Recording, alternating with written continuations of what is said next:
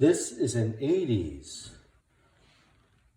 Generalelectric model 7-4625C. Digital alarm clock radio in excellent condition. Everything works and it sounds great. I'll show you.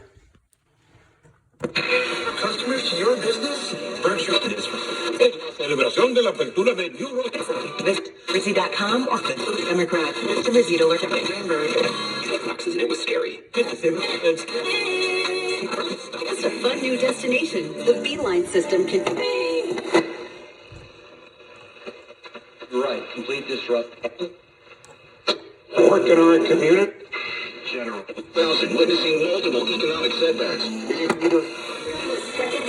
Ray says her son, now 32. Okay, let's test the alarm. The time is now 12:10 a.m. And then I set the alarm to go off at, let's do it 12:21. So we advance the time a little bit and the alarm will go off. You hear the buzzer. Okay, I'll turn it off and I can show you that there's also a auto function, which is wake to music, no buzzer. So let's set the alarm there to, I don't know, let's say 56, and then you advance the time.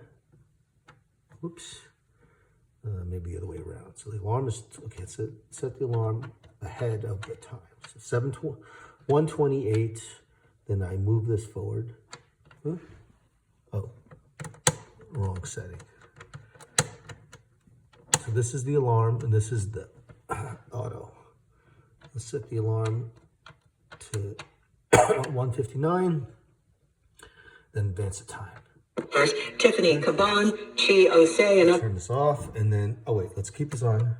And test the snooze button.